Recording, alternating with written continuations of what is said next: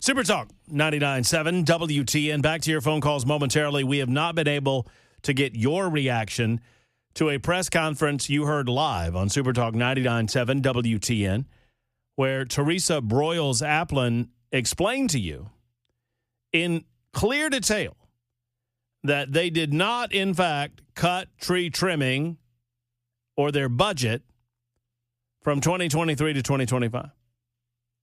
She said that.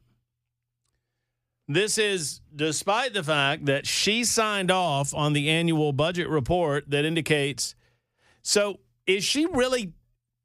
I'm trying to figure out what she's trying to pull, what she's trying to do. She's trying to lie to the people. She's gaslighting you, right? They obviously spent less money on tree trimming between 2023 and 2025.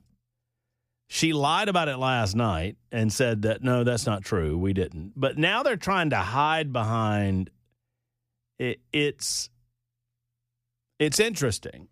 Not interesting. It's completely and wholly dishonest what they're trying to do.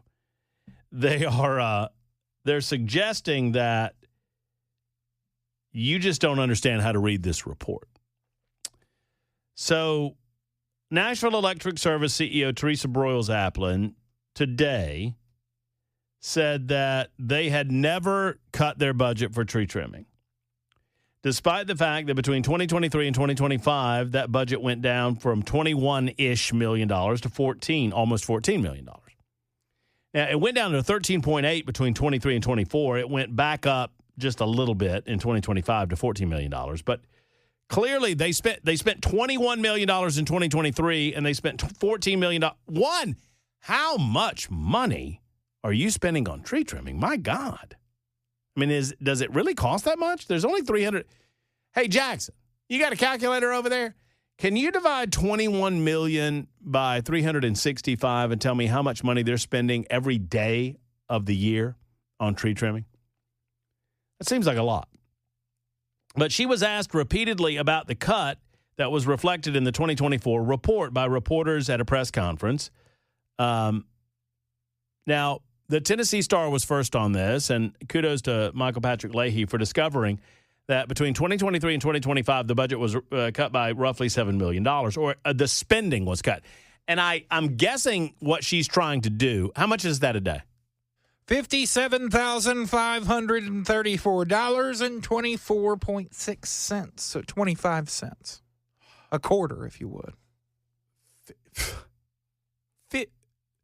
They're spending $57,000 every day, Monday, Tuesday, Wednesday, Thursday. What? That seems like a lot of money. Is it just me? I mean, I understand Nashville's a big place. Texarkana's a big place. Anyway. So they spent $21 million in 23. They spent $13.8 in 24. They spent roughly $14 million in 25. And they're like, well, you spent all this less money, or you spent less money. Well, no, our budgets didn't change. So what? It appears that Teresa Broyles-Applin is trying to gaslight you and me and everyone else by saying, we didn't cut our budgets, our costs went down. Yeah, but what did you do with that extra money? If you budgeted $21 million and you only spent $14 million, that's $7 million that you didn't spend on what you had budgeted it on. If that's the game that you want to play, lady, we'll play it. So you're saying your budget didn't go down, your costs went down. I guess that's what they're saying. All right. Well, then where'd the money go? Where'd the money go? Did it go to you? Did it go to someone else? Did it go to nothing? Did it go back to the ratepayers? Where did the money go? If you missed this disastrous press conference that we held live for you on Super Talk 99.7 WTN, or aired live for you, you probably did yourself a favor. It was just insulting, is what it was. And Mayor Freddie O'Connell, we're looking at you. Mayor Freddie O'Connell did not appoint the majority of the board, and the board apparently is responsible for the hiring and firing of the CEO. No one has anybody heard from any of these board members? Has anyone heard from Ann Davis? Has anyone heard from Casey Santos, Clifton Harris, Robert McCabe, Ian Prunty? Now, of the 5 of those individuals, John Cooper originally appointed 4 of them. Freddie O'Connell appointed Ian Prunty. Freddie O'Connell reappointed Clifton Harris and promoted Ann Davis to chair and Casey Santos to vice chair. So while he did not appoint the majority of the 5-person board, the majority was initially appointed by Cooper. He did reappoint at least one of them and promote 2 others. Here's the question. Has Mayor Freddie O'Connell been in contact with the board? Has he recommended to the board that they look into firing their CEO, Teresa Broyles Applin? Y'all listened to this lady or watched her if you're watching on YouTube, Facebook, Twitter, Twitch, or Rumble on Talk TV. She is not ready for prime time. She was very nervous. You could tell she was very nervous. She was tense. Her head was shaking in a way that comes from a great when you're in a tension-filled environment and you feel pressed upon, you feel your room is shrinking in, you get that tension, and that creates a nervous tick in a lot of people where your head shakes, and her head was shaking. You could tell that she was nervous. She was not prepared for some of the questions asked about her budgets. She still has not explained to us where the $7 million went that was supposed to go to vegetation trimming. There was a report out last November that the vegetation trimming was inadequate and it was going to cause a disaster if it was not solved. She kept saying that we're on track for this year. Are you talking about this year, like 2026? We're a month into this year, lady. Are you talking about the fiscal year? What are you talking about? Are you talking about last year, 2025? What are you talking about?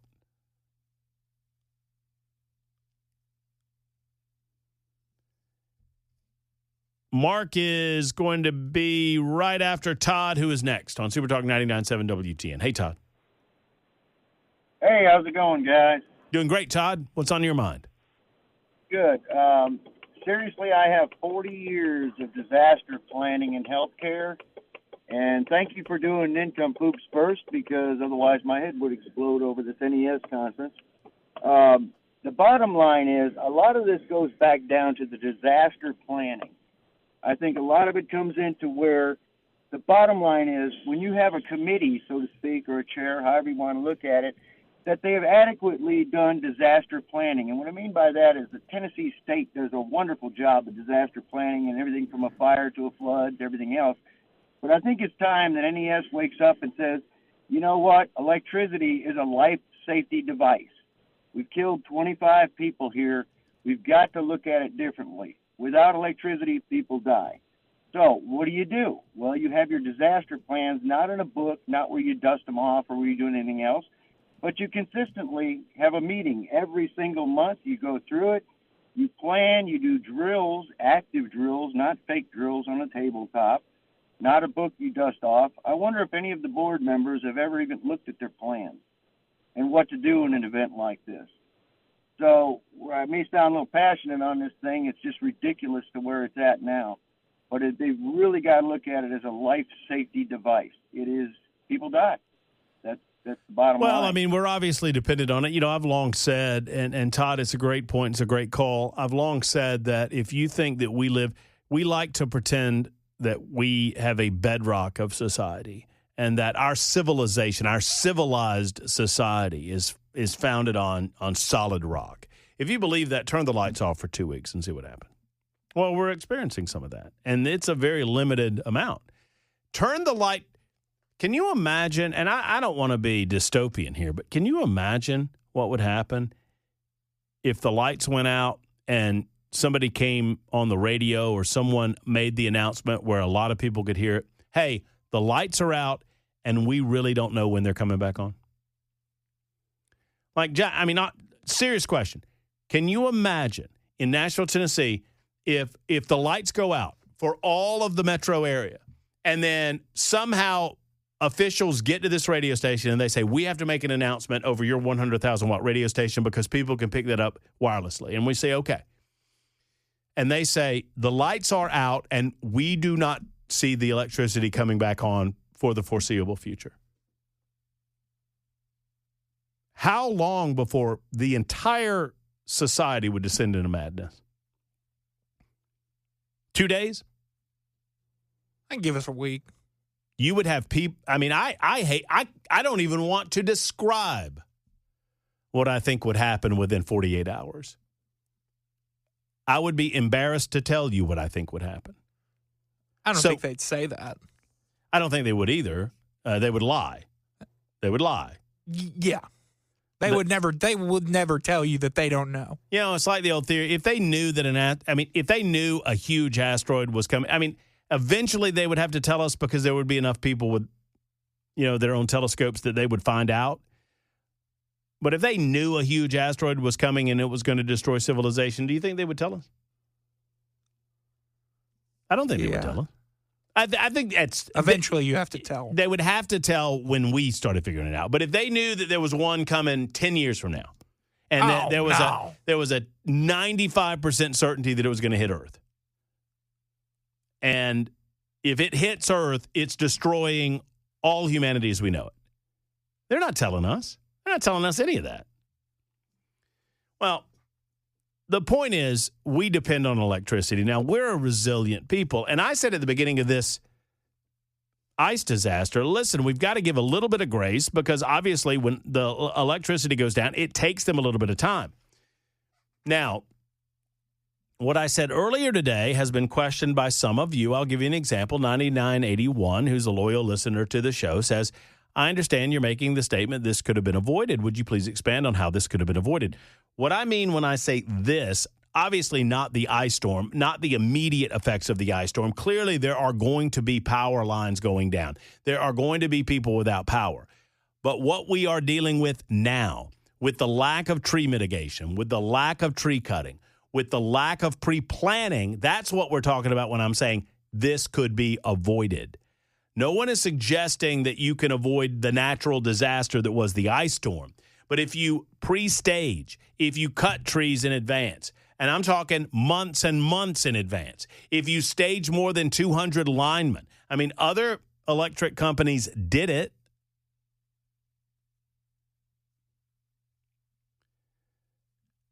And then 9981 follows up and says, love you, but how do you battle ice that has to melt before you can get to the lines? I agree with you in most points, but until your new home gets shut off from services because of ice, you will never get it. Sir, you don't tick me off. I was without power for 10 days in Birmingham, Alabama in an ice storm in 2014. I don't need to be I will not be lectured about what to do in an ice storm when you don't have power. I will not be lectured. I was without power for 10 days. So please save it.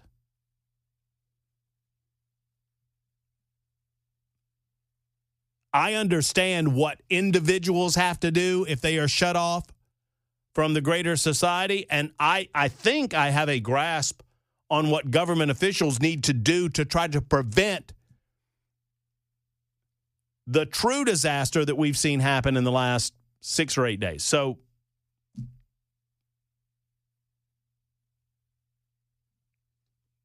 thank you. I appreciate you. But you don't know what you're talking about. I've been through that. Jeff is next. Hey, Jeff, how are you? Oh, Mark, I missed you. I'm sorry. I'll get back to you in a second. Hey, Jeff. Doing real good. But, Matt, what I'm going to say here is going to make a lot of people in Nashville really mad. But, all right. Jeff, I need to ask you a favor, though. Go ahead. Can you give me like 2 minutes before you say it? Because I gotta go to break, and I've got to do this. And I just looked at the clock, and I want to get to your call so much, and I want to get to Mark's call so much. But these are things that I have to do on the radio. That is, there's a reason that radio is free to you, and that is because of our fine advertisers like this one on Super Talk 99.7 WTN.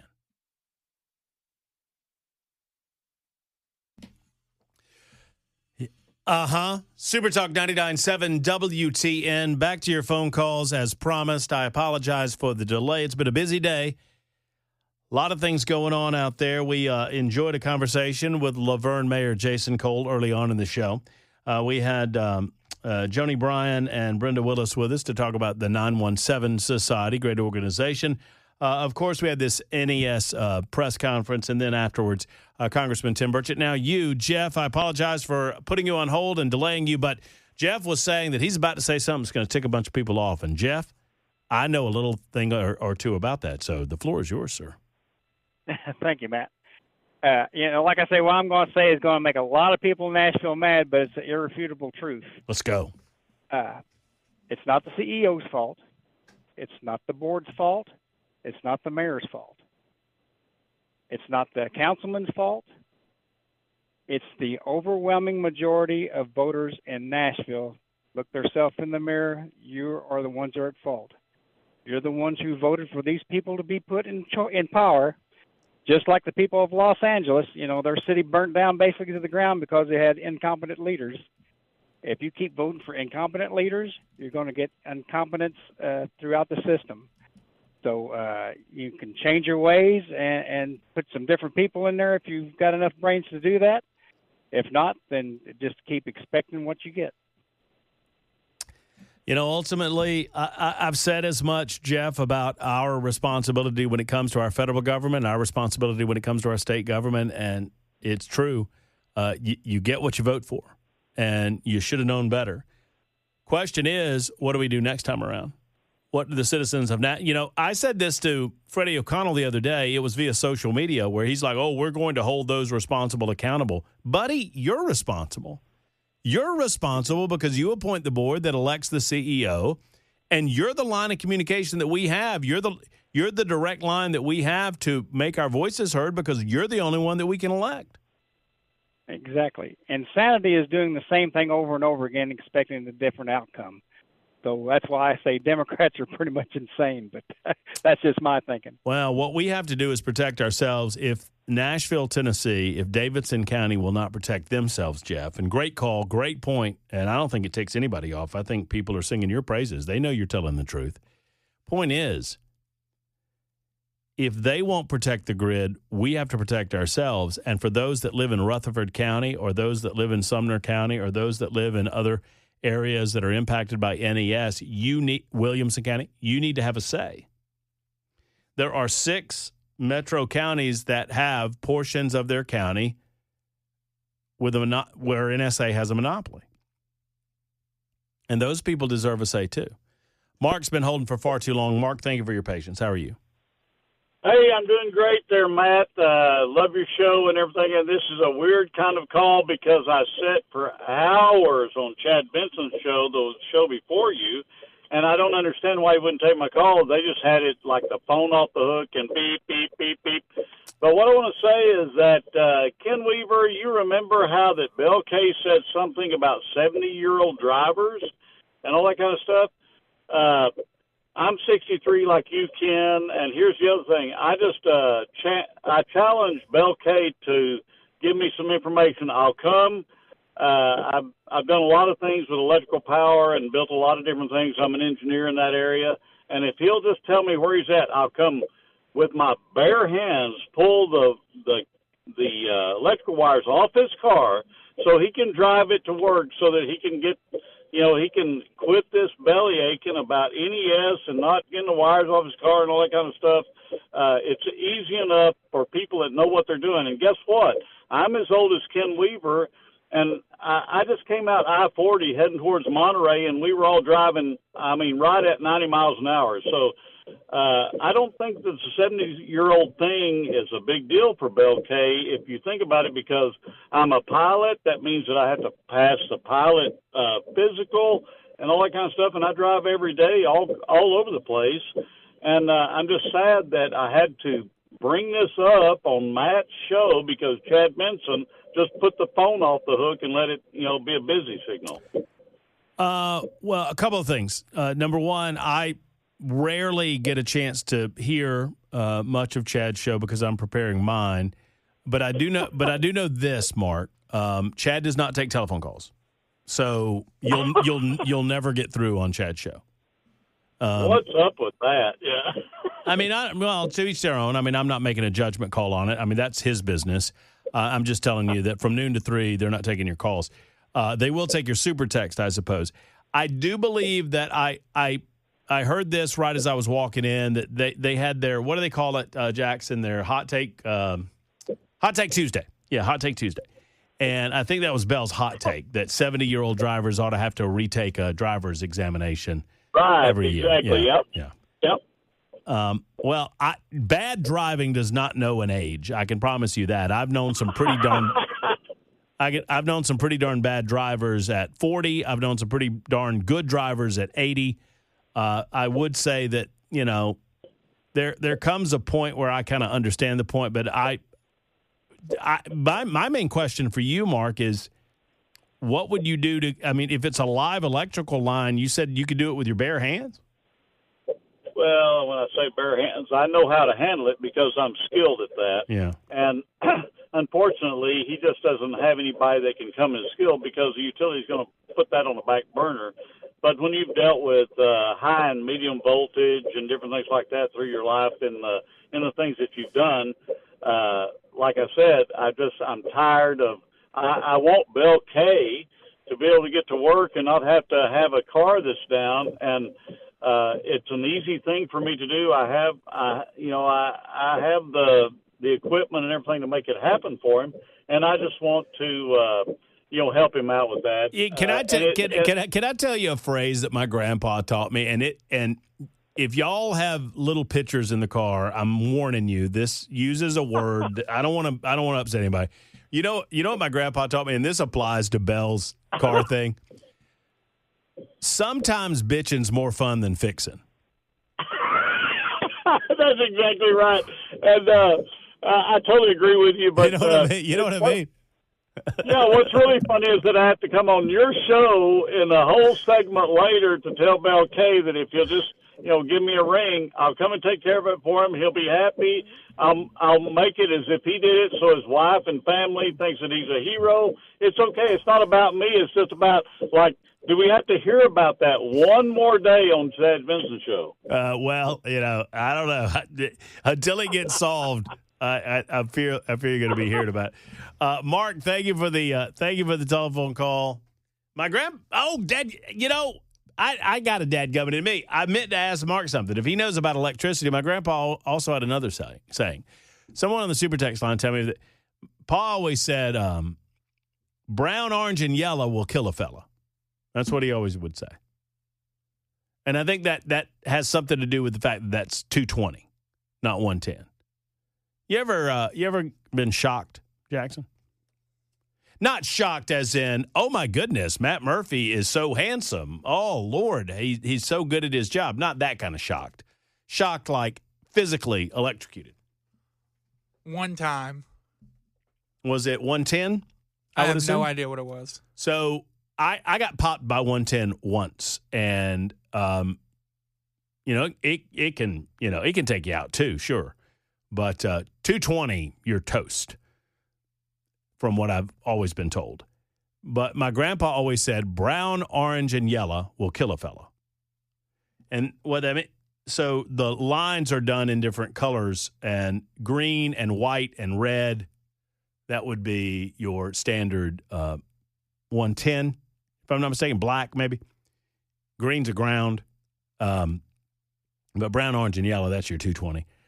I could be saying something that just isn't true right now, but that's what I remember my grandpa telling me. Y'all let me know on the super text line. Jackson, what are you emoting so much for? Is there basketball on right now? There is basketball on, and Ole Miss is playing dirty. Brown, here they go.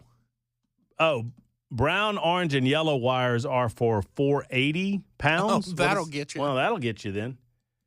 I just remember him saying, brown, orange, and yellow will kill a fella. If it's brown, lay it down. But that was about something different.